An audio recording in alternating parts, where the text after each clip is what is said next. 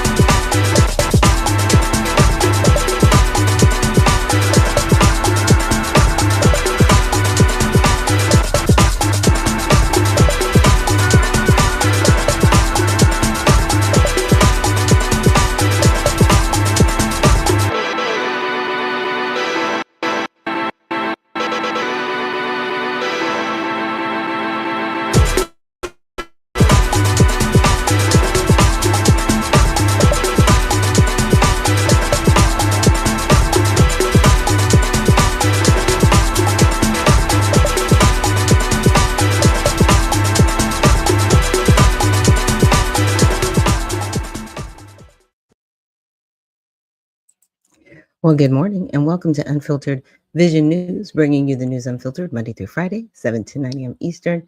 My name is Dr. Ashaki Noni Nichols, and I will be your host. Now, I know I said 7 to 9 a.m. Eastern. We are not going to be doing that. We're going to be doing more of a half-hour live show because, as you can see from my intro, the streaming is not fantastic, and I want to have a good product. And so we're only going to be doing half-hour shows. That's what we're doing. And we're going to be in and out of here. But guess what? It's going to be okay. We'll extend the show later. But thank you guys so much for joining me here on this Tell It All Tuesday. So I want to start out with our trending topics on X. Let me talk. Now there's protesters that clashed with agents at Newark ICE facility on Memorial Day. I don't know what it is. Because here's the thing, those facilities are to deport people, but give them a space. So if they have to have a hearing, they can go to the hearing. But a lot of these people and these individuals that are being deported have had deportation orders since like 2021 or 2022. And it's really, this is a wedge issue politically, and it's only getting worse. So advocates for about 300 detainees at the privately run ICE facility in Newark launched a hunger and labor strike around May 22nd over spoiled food, overcrowding, and poor medical care. DHS denies any hunger strike, insisting detainees get balanced meals and standard services, while accusing politicians of blocking transfers of serious criminals. Tensions peaked late May when protesters barricaded entrances with debris and cones. Agents cleared the way after warnings, and Senator Andy Kim stood between the lines and later called the scene shameful. Protests continue outside the facility with visitation suspended and Democrats pushing for investigations into conditions. I'm tired of this. These people are not in jail. They are in a space to get them deported because they already should have left because they already have deportation orders. That's who are at these facilities. And it needs to stop. They're not Americans. They're not. They are not. They are here illegally. If we were in a country illegally, we would get deported. There would be no questions asked. It would be over. And those people would not fight for us. Sam. So here is a little bit of the scene that happened in Newark, and it says anti-ICE terrorists. I wouldn't call them terrorists. I would call them anarchists. Are winning in Newark. DHS has now rolled over and is allowing every vehicle leaving their facility to be searched by leftists. This should never happen. It is illegal to stop any federal agent, and these are federal agents under DHS. It is called Title 18, Section 111. It is a violation to impede them from doing their job, and none of these people are going to prison. See, you wouldn't want me to be a DHS. Because first of all, I would have a list of people that you better turn over: mayors, governors, city officials. Because if you don't, you're going to federal prison. And any of these people out here, they'd have been in prison. There would have been no questions asked. Oh, you want to stop people from doing their job? Great. Title 18, Section 111. You're done. You're on camera. I got you. Facial recognition. I got you on camera doing all kind of craziness. You're going to prison. But see, that's me. That's where I'm at. That's how I get down. But let's check this out. Lock arms. Somebody needs to record. Let's record in case there's violence. We're not moving. Yep. Let them out as long as we can make them Absolutely. Please, let's see. It's good. Okay, right. Make sure to let him go. Okay. Oh, let me tell them.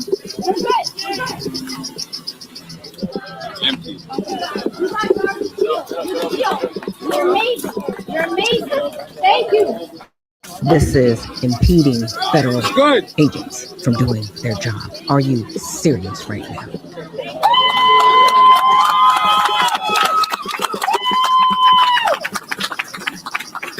The mob is ruling. This is a disgrace.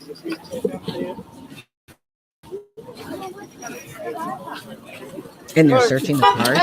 They're not supposed to be. That's federal land right there that they're on. By the way, once you reach a certain point, that land belongs to the federal government. You're not supposed to be on it. They always hide in their face. You ashamed, but people can find out your information by your license plate. Ambulance ain't gonna take a bunch of detainees. We gotta take them, guys. All right. Till next time. Prison. All of these people right now, did you see? Prison. They have to get the officers that's there watching. Yeah, they wouldn't like me. Fuck no. They wouldn't like me. Oh, but they take people to the hospital. That's a lie. There's people in there talking about they don't get medical care shit. So, like, what you mean? They do get medical care. You don't know because you don't work there, so stop making stuff up. It's stuff like this. This is just, it's anarchy. It's beyond terrorism, in my opinion. It's a disgrace. It's disgusting. And the Trump administration, you need to do more. You need to stop this. You need to put a stop to this because people think that they have the right. You can protest. That's fine. You can protest across the street, but you cannot stop people from doing their job. You cannot impede them from doing their job. That's where I'm at. Okay, let's continue. All right. So this next one, a mother hides camera in her son's hair, in son's hair, to expose school abuse allegations. So on May 13th, after being denied permission to observe Simha's class at Louisville's Field Elementary, Lee reviewed the hidden camera's audio and heard an assistant teacher yelling aggressively, using phrases like "get off me, boy," amid sounds of physical contact and her son's screams. Jeffrey County Public Schools placed Robert Ransall on leave and launched investigations with Child Protective Services and District Police. While Principal Deb Rivera assured families of a thorough review, Lee, speaking at a school board meeting and press conference, vowed to be her son's voice, fueling parent calls for classroom cameras to protect nonverbal children. So I'm assuming her child might be autistic, nonverbal. So it says Kentucky mother hides camera in her nonverbal autistic son's hair after suspecting he was being abused at the elementary school. That's so sad. And that does happen a lot more than people think. Tiffany Lee says she suspected something was off when she received complaints about her son's behavior at school. This is the camera I hid.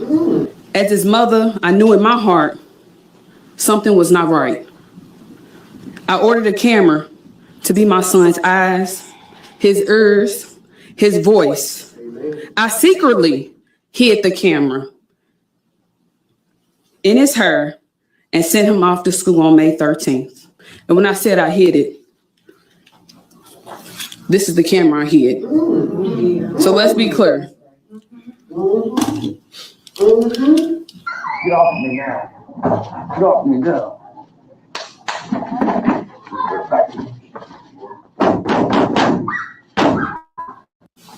I stand before you, not just as a mother, but as my son's voice, Samaj Lee.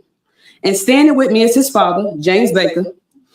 While I will be the only one speaking today, we stand united as parents, fighting together for our son. That's right. Our son has severe nonverbal autism, meaning he cannot speak. People say they want the facts. What can you ask him if he cannot speak? But I can. I am his voice, and I will speak for him. We trusted his school to protect him, to care for him, and to treat him with dignity. Instead, he was harmed, silenced, and failed by the very people who were supposed to keep him safe. What I discovered on the camera footage is something no parent should ever have to ever see or hear. Our child was put in a situation where he was scared, overwhelmed, and powerless. And while this was happening, there was adults in the room who did nothing to stop it. This is unacceptable. So today, we are demanding accountability and change. I'm calling for a full, immediate investigation. Every teacher, every staff member who has access to my son must be interviewed. There needs to be a complete and honest review of what is happening inside these classrooms. We are demanding that the individual actually who assaulted our son be terminated immediately. Yes. And prosecuted to the fullest extent of the law. And not just him. Any staff member who witnessed this abuse and chose to stay silent must also be terminated.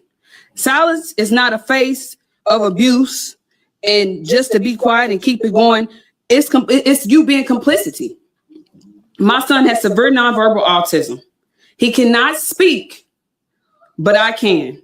I am his voice, and I will speak for him. And this cannot stop with my son. We are calling for a Samaj law, a policy that requires cameras in a classroom that serves nonverbal and vulnerable children.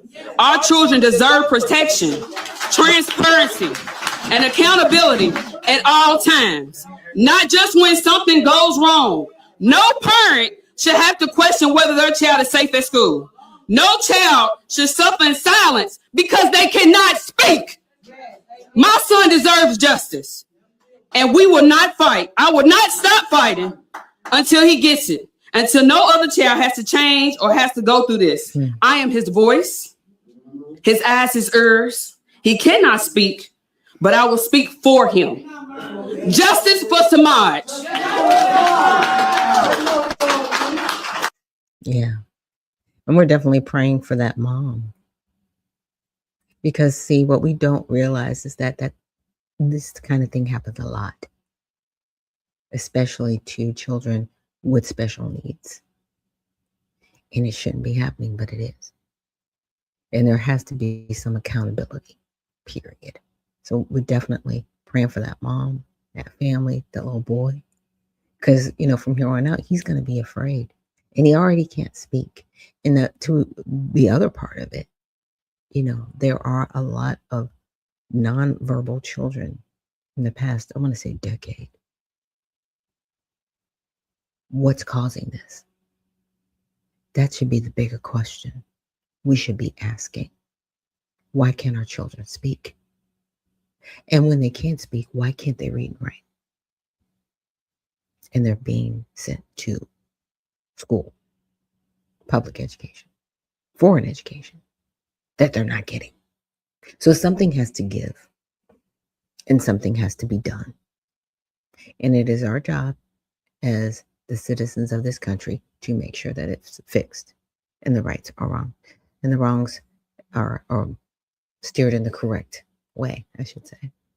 And Chloe Matthews, thank you so much for joining. She says, hey, back to you. And JJ 1989, thank you so much for joining this morning, JJ. He says, good morning, peace and blessings. Good morning to you. Now, this next video I wanted to get into is from Ashley. You guys may have seen her on Instagram or TikTok or even YouTube. And she's talking about some things that were put in place after World War II. I wasn't aware of this. She gives some really good historical information in her videos. So definitely check her out and give her a follow. 2 planning documents, old housing files, census reports, urban renewal notes, that sort of thing. And I found something that made me stop and go, wait, what? Because while this country was celebrating the post-war boom, the federal government was quietly tracking where Black families built wealth. Not to support it, not to expand it, of course. Just to keep an eye on it. So let me explain what was actually happening. Right after World War II, several federal agencies, they started making maps and reports about where Black middle-class neighborhoods were forming. Not poor neighborhoods, middle-class ones. This included the FHA, the old HOLC system, which, by the way, their redlining maps were still influencing decisions being made, the Census Bureau, the Department of Commerce, and city planning boards. And what were they tracking, right? They wanted to know where Black families were buying homes, where Black-owned businesses were growing, where Black income was rising, where Black professionals were moving. So basically, mapping Black prosperity. And the language in these reports, it wasn't positive. You'll see phrases along the lines of Negro income concentrations, areas of rising Negro prosperity, shifts in racial stability. And once those neighborhoods were identified, the pattern just becomes obvious. In cities across the country, Detroit, Chicago, DC, Atlanta, St. Louis, and plenty more, Black middle-class neighborhoods were flagged as risks to the existing racial balance. And after those neighborhoods were flagged, here's what tended to follow. Highways cut straight through them. Zoning changed to block business growth. Mortgage access tightened. Schools gerrymandered. Urban renewal targeted those areas. These weren't random decisions. They showed up right after the mapping. What the planners were worried about wasn't poverty. It was Black stability. Black families using the GI Bill. Black home ownership going up. Black business districts getting strong. Black upward mobility to them meant political power, voting power, economic influence. And the planning documents read like they were trying to keep that from growing too fast. So here's the part that made it click for me. By the 1950s, these maps were being used to justify decisions that were made to break apart Black neighborhoods, thriving Black neighborhoods, highway reconstruction, redevelopment, denial of loans, neighborhood clearance, school lines drawn to keep districts unequal. Not because the neighborhoods were failing, though, because they were succeeding. Planning boards literally described Black middle-class areas as something that needed to be managed before they influenced nearby white suburbia. So here's the real takeaway. Black prosperity after World War II wasn't something that the government just noticed. It was something they monitored. Different decade, different wording, same pattern. Track it, limit it, redirect it, contain it. And once you understand that pattern, a lot of what we see in modern housing just starts to make more sense. Yeah. When I saw that video, I was like, whoa, that's pretty heavy. Because until this day, they continue to tell the Black community, and I'm going to say the American Negro specifically, why aren't you doing better? Why are your neighborhoods so horrible when we're doing okay? It's a question, and it's a fair question to ask, but always interesting to me. Now, I'm going to play a video. This is from Alex Jones. I'm not going to play the whole video because it's about an hour, but I will put it in the link to the repost. But I wanted to share some of the information in here with you guys and just something it's a question, right? Now, the title of the video is Learn How Gates, the WEF, the UN have launched a plan to literally colonize your body.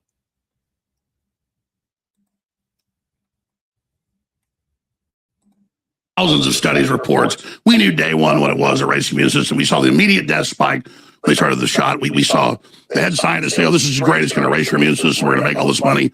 James O'Keefe 3 years ago got the head of Pfizer mRNA to admit, oh, we created the viruses. We can always roll them out. I mean, we know what they're doing, and we already have the mortality numbers of a bunch of countries showing this. But it is interesting to have even more information coming out, Jesse. Yeah, and my point here is the reason why we're wanting to show that is this is premeditative no matter how we look at it. Whether you wanted to call it first-degree murder on a global scale or a war crime, the bottom line is we're all being lied to, and everyone out there who is just sitting back and not standing up, I don't believe they truly understand the seriousness of the situation, because once they release 6G is an ideal medium for this graphene oxide that is in the vaccines and our ecosystem and the silicon-based materials that makes us a node. That is when you're going to lose your cognitive liberty. DARPA, all of the studies, the white papers are saying they are at that level. They will be able to read and write to the human neurology. And when that happens, then you have complete control of a society. And that means that your children will never know what freedom is. This is a direct assault. I was hopeful that this administration would be forthcoming and help those victims, the hundreds of thousands of victims that we have here in the States, but it is not looking very promising. It is my understanding that President Trump recently pushed forward for glyphosate to be legalized and not banned in any way, shape, or form. And well, he signed a national security directive and executive. He signed a national security directive and executive order saying it has total liability protection. So that's a fact. And you have Tulsi Gabbard resigning. You have just Trump last year has gone completely sideways. And it's all come out in court that they know this stuff erases your immune system, glyphosate, all of it. They're bombarding us with stuff that basically kills us. And so what you're saying is MK Ultra was gone from low-level test, beta, to mass rollout, to poisonous, to implant us with all this stuff that can be energized and controlled. Bill Gates, all of them have the patents, and now it's here. But then why do we suddenly see congressional hearings about it getting canceled? Well, at least the hearings were coming up, Church 2.0. There does seem to be a lot of interest in this, but will it be a day late and a dollar short for you, Matt? Now, I'm going to pause it right there. I wanted to interject for just a second.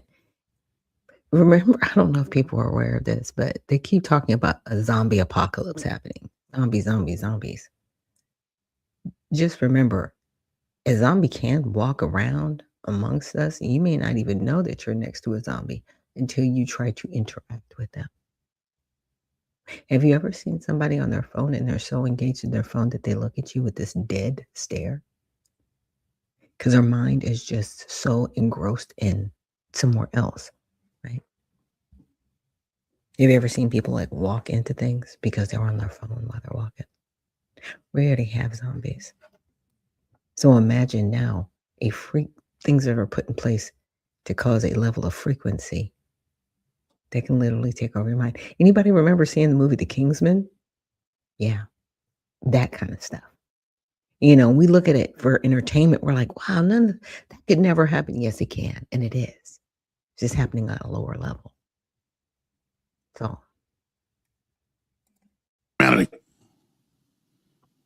I think so. If they do not allow that hearing to even take any traction whatsoever into where they will hold someone accountable, nothing is going to change, and we are behind the eight ball. That is basically where we're at, and so that's why it's imperative that platforms like you tout the truth. We need soldiers. We need true American patriots to stand up for what this country was founded upon.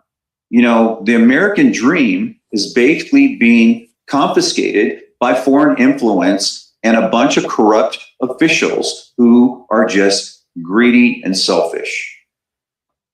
You're absolutely right. And you know, looking at this, I got some more clips we're going to get to, and then bring in your associates to talk about that and some of the new developments here. But before we do that, let's some of these other clips. Dr. Peter McCullough, great patriot, top doctor, talking about the mRNA vax, and CIA whistleblower outlines alleged COVID cover-ups, demands real accountability. James Erdeman III delivers his opening statements, U.S. Senate hearing, alleging retaliation against investigators and failures to protect whistleblowers, while urging Congress to impose stricter oversight on intelligence agencies. And he points out that Event 201, months before COVID mirrored it, it's basically an inside job. And then Dr. Nick Begich on how they hack your brain. What a great scientist and researcher he is. Let's play those clips back to back and then bring in our other guests with you. 80% of Americans took a vaccine. 20% didn't. 20% did not take a vaccine. The vaccine was never safe enough for me to take. Messenger RNA devised by Pfizer and Moderna has been chemically modified to be unassailable to enzymes in the body to be broken down. The messenger RNA is found in the human heart of people who die after the vaccine. It's found in the brain. The spike protein is found everywhere in the body. 3 studies now show the spike protein is circulating in the blood for 6 to 9 months after people take the shot. This part of the virus, the lethal part of the virus in the vaccinated, it's circulating in the blood. And then they take a booster, they get more circulating in the blood. It is a killer protein. It cannot be safe. It was not safe by design. Safety trumps efficacy. We cannot tolerate. I don't know how that chair holds your weight. That is what my mother-in-law told me at my wedding dinner. Yeah, so I will stop it right there. Sorry about that. But yeah. Yeah. What the part I was trying to find it, because you know they don't have what is it called, like subtitles, and not subtitles, the transcript of it, so I can actually find what I needed. But what I wanted to share with you guys is something else that's brought up in the video. You can watch the video later. It's about an hour. It's actually really interesting. And there was it's called HR 34, 21st Century Cures Act. Now, this was actually passed before Trump took office. So this was done at the end of 2016. And it became law on December 13th of 2016. So this was during Obama's presidency. So in summary, it has innovation projects and state responses to opioid abuse. Okay. And the NIH must support prize competitions to fund areas. But a lot of what we saw in Event 201 is actually based off of this bill right here.